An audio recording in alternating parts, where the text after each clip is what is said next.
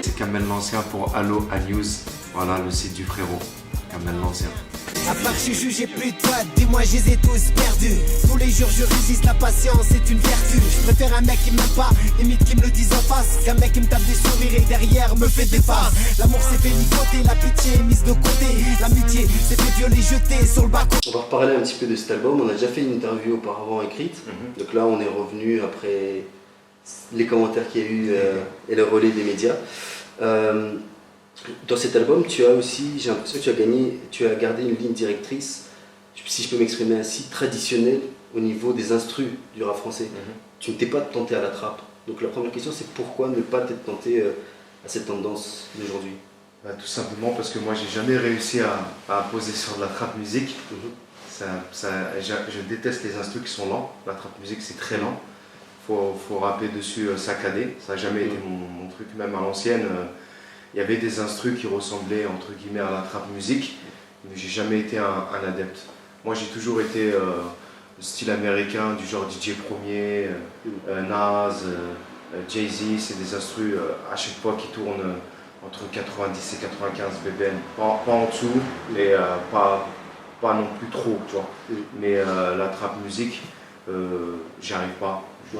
J'arrive pas et en plus de ça, ça m'inspire même pas pour écrire. Parce que c'est pas comme un instru, que moi je prends avec un violon, un piano, il y a une histoire. Moi j'arrive pas sur la trap musique.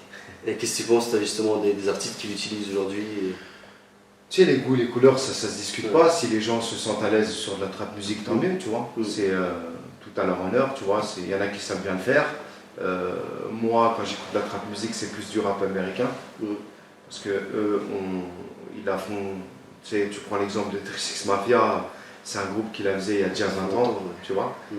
Donc moi, j'ai toujours écouté ça, tu vois. Après, en France,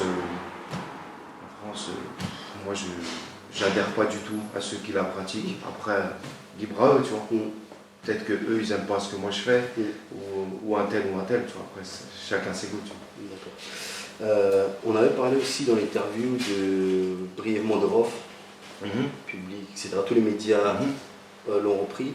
Justement, qu'est-ce que tu penses, toi, du retour de Rof? Je ne sais pas si tu as écouté ses morceaux dernièrement. Moi, j'écoute tout ce qu'il fait, Rof. Je suis avant tout un gars qui respecte beaucoup ce qu'il a fait dans le rap, tu vois. Et j'écoute toujours. Moi, après, si les gens ils aiment pas comment il revient, ses retours.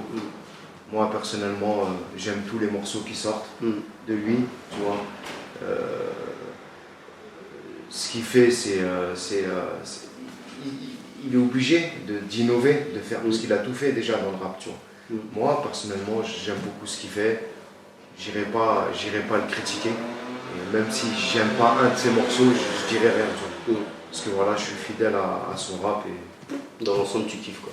Moi j'aime beaucoup ce qu'il fait, j'ai toujours bien aimé ce qu'il faisait et voilà, je trouve que les gens ils sont un peu méchants avec lui, ils sont ingrats, ils reconnaissent pas, mais après c'est tout à l'être humain. Dans la vie de tous les jours on est tous un peu ingrats, tous un peu... Voilà. Aujourd'hui, il y a beaucoup de clash. Donc il y avait eu Booba Lafouine, Booba Caris, Booba Rof, etc. J'en passe, il y a même eu DJ Scorp avec 40 mg dernièrement. Ouais, malheureusement. Malheureusement.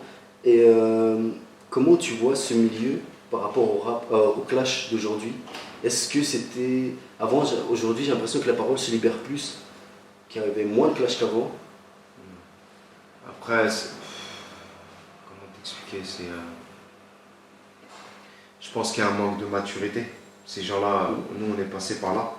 Je pense que ces gens-là, ils vont arriver. Il faut qu'ils passent peut-être par ça pour voir qu'à un moment donné, ça ne sert à rien. Tu vois. Donc, tous ceux qui se clashent en ce moment, tu verras que dans 3-4 ans, ils vont dire ça ne servait à rien en vrai dans ma carrière.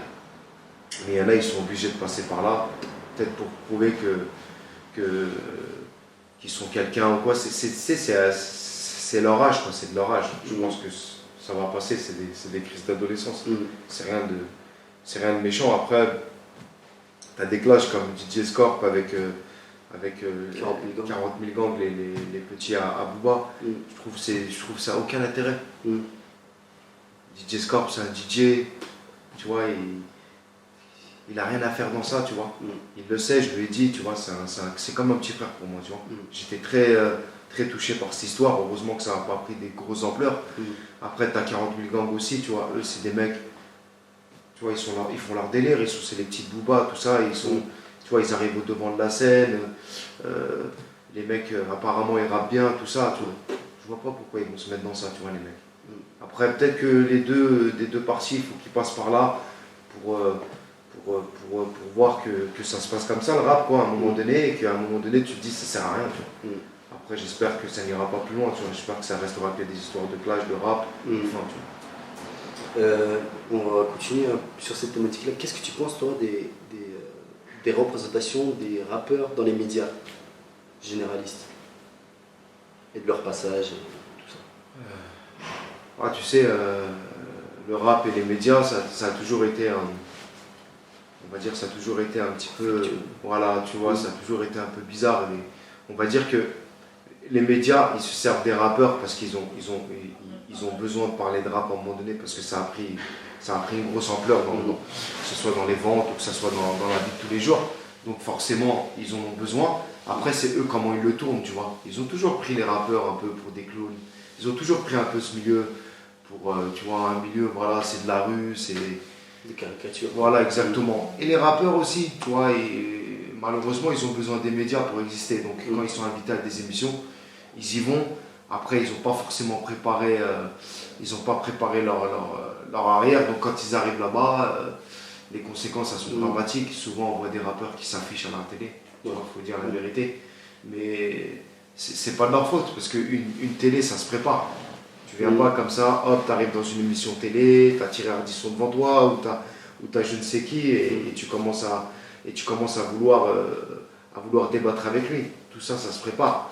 Et en fait, les deux, ils ont besoin l'un de l'autre, tu vois. Mais ils s'aiment pas, en fait. Tu vois. Je te dis ça parce que je me demande si, est-ce que les rappeurs vont dans les grands médias juste pour une démarche individuelle, juste de vendre et tout, ou bien de représenter le rap. Je m'explique parce qu'en fait, beaucoup de rappeurs ne donnent pas la voix à des petits médias qui connaissent le terrain, tu vois. Je suis d'accord avec toi. Là-dessus. Ouais, il n'y a même pas à réfléchir à ce que tu as dit, tu as donné la réponse dans ton truc, c'est exactement ça. D'ailleurs, c'est bien que tu le soulignes. Non, les rappeurs, quand ils arrivent dans une télé, on sait que c'est pourquoi. C'est pour briller déjà premièrement, leur ego. Et deuxièmement, c'est pour faire la promotion disque. Tu vois. C'est pas tout le monde qui va donner la chance à des petits sites ou à des petits, on va dire à n'importe quel média, tu vois, parce que ça reste un média quand même si c'est un petit site sur internet ou c'est une petite radio en province à côté de Nantes ou je ne sais quelle ville. Le problème après c'est la personne, tu vois, c'est la personne comme elle est. Même avant que tu rappes, c'est la personne que tu es, tu vois. Est-ce que toi tu as l'habitude de donner du temps à des gens qui pour d'autres gens n'ont aucune importance, ou est-ce que tu es quelqu'un qui justement non, qui fait la part des choses? Moi ça me sert à rien, je vais plus aller en télé parce que je sais que je vais avoir toute la France qui va me voir, le lendemain je vais être sur internet. Après non, les rappeurs la plupart, après je juge pas tout le monde, mais 80% des rappeurs qui vont en télé, dans les médias, tout ça et tout, c'est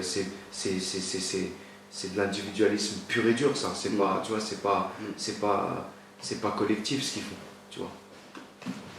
D'accord. Et lors de notre interview, tu disais aussi que la France était islamophobe.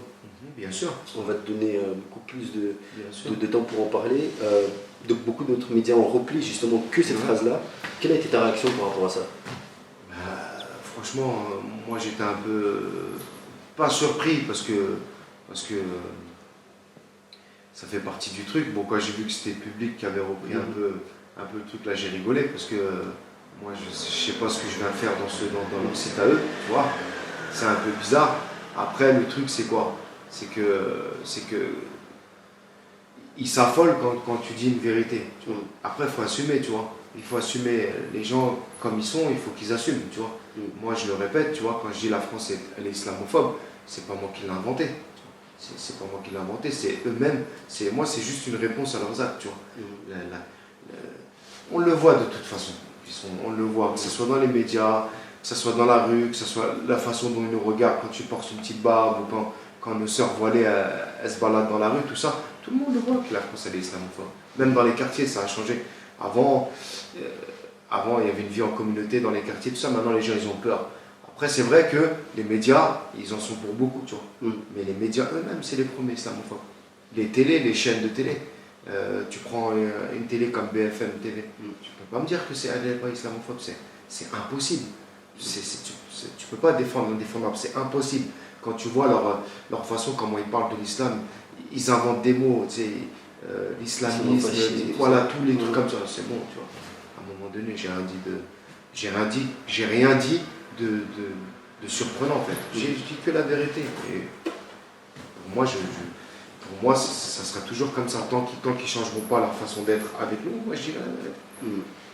D'accord. Et dans un morceau aussi, tu dis c'est dur d'être honnête dans un pays malhonnête. Des marionnettes qui nous gouvernent, il faut le reconnaître. Ouais. Qu'est-ce que tu entends par marionnette? C'est un morceau impossible d'ailleurs. Marionnette qui nous gouverne, le dernier président, tu vois. Tu vois comment il est, tout ça, pour moi, c'est une marionnette qui est dirigée par des gens qui sont derrière. Il ne sert à rien. Lui, quand il est arrivé au pouvoir, il arrivait avec des slogans, le changement, c'est maintenant, je vais changer ça, je vais faire ceci, je vais faire cela. Il a changé de femme, c'est tout. Il a juste changé de femme et voilà, c'est des marionnettes. Eux-mêmes le savent que c'est des marionnettes. Ils sont là pour gratter ce qu'il y a à gratter un certain temps, ils prennent l'argent, ils préparent leurs arrières, après ils se tirent. J'ai plus de respect, moi, des gens comme Jacques Chirac, tout ça et tout, pour moi j'ai plus de respect pour ces gens-là. Ils ont été à un moment donné les représentants de la France, parce qu'ils avaient de la personnalité, ils avaient du charisme, et, tu vois. Mais ces gens-là, c'est des marionnettes, ils servent à rien. Ils servent à rien, ils ne sont pas crédibles, ils ne sont pas crédibles du tout, même avec les autres chefs d'État. Les autres chefs d'État, quand ils voient les chefs d'État français, ils savent que c'est des marionnettes. D'accord. Il y a un morceau aussi qui s'appelle Touche pas à ma pote. Tu peux en parler de ce morceau? Touche pas à ma pote, c'est un morceau qui parle des sœurs qui portent le voile, des femmes qui portent le voile, que ce soit des Françaises, que ce soit des Marocaines, que ce soit des Algériennes, Tunisiennes, toutes les nationalités. C'est un morceau pour leur rendre hommage. J'ai fait le topo, j'ai vu que dans aucun des morceaux des gens qui est sorti auparavant, il n'y a pas eu de morceaux revendicateurs pour ces filles-là. Je leur ai fait un petit clin d'œil qui s'appelle Touche pas à ma pote, tout simplement. C'est un morceau qui parle, où je dis les vérités qui les touchent, voilà, tout simplement. Après, je laisse aux gens de découvrir sur l'album ce titre. D'accord. Je te parle de ça et je te demande, qu'est-ce que tu penses, toi, du féminisme musulman? Il y a des féministes musulmanes qui disent, voilà, nous on se bat pour le voile, ceux qui veulent le porter, mais en même temps, on se bat pour les femmes musulmanes qui ne veulent pas le porter et qui sont fustigées au sein de leur propre communauté musulmane. Qu'est-ce que tu penses de ce Elles n'ont pas tort en même temps. Celles qui veulent le porter, elles portent le voile. Celles qui ne veulent pas le porter, elles ne le portent pas. Est-ce qu'elles me disent... En aucun cas, il faut venir forcer quelqu'un à porter le voile. Ça, c'est tout à leur honneur, tu vois. Elles veulent le porter, elles le portent. Elles ne veulent pas le porter, elles ne le portent pas. Donc elles ont raison d'exprimer, on va dire, ce côté où elles disent, voilà, moi si j'ai pas envie de le porter, tu me laisses tranquille. C'est ça en gros qu'elles essaient de dire, tu vois. Après, bon, faut pas qu'elles en fassent trop un petit peu, tu vois. Parce que les féministes, quand même, quand elles commencent, tu vois, elles attaquent quand même, tu vois. Mais elles ont raison dans le fin fond de leur pensée, elles n'ont pas tort, tu vois.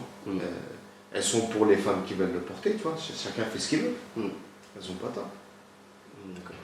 Dans leur dernière interview, on avait parlé aussi longuement du conflit israélo-palestinien. On va revenir sur là-dessus. Qu'est-ce que tu as pensé, toi, de la sortie médiatique d'Omar Sy dans une interview pour I24? Moi, Omar Sy, je ne le connais pas, je ne vais pas parler à sa place. J'ai vu qu'il s'est fait torpiller partout sur les réseaux sociaux. C'est ce que les gens aiment faire. C'est facile pour eux, ils sont derrière un écran, ils fusillent la personne. Mais j'aimerais bien, moi, tous ces gens-là, les voir à la place d'Omar Sy. Comment eux, ils auraient réagi quand on lui pose une question comme ça, devant des gens, ou dans un interview, devant une télé, sur TF1 ou quoi que ce soit. C'est pas facile. Parce que tu vois, lui, il a peut-être... Je ne vais pas parler en sa personne, mais je pense que quand tu arrives à un niveau comme Omar Sy, Mm. tu vois, je pense que il y a des choses que tu ne peux pas dire même si tu les penses. Mm. Après, moi, je suis pas à sa place. Je sais pas ce qu'il pense. Je sais pas pourquoi il a dit ça. Je me suis pas attardé sur le sujet. Mm. C'est un mec que je respecte beaucoup. Il vient de la banlieue. Il a fait beaucoup pour s'en sortir. Il a réussi. Voilà. Après le reste, ça le regarde. D'accord. Et un dernier mot pour Aloha News, qu'est-ce que tu as rajouté? Bah, je vous remercie pour le premier interview. Ça a fait pas mal de buzz. J'étais content. En plus, on avait fait l'interview, on l'avait fait sur FaceTime, je crois. Voilà, là on se rend compte, ça fait plaisir. On est devant la caméra et j'espère que cette aventure elle va continuer jusqu'à la sortie de l'album. Tu repasseras nous voir Pas de soucis. et longue vie à votre titre. Ça va, Voilà. merci beaucoup. Merci à toi. Merci. C'était gentil.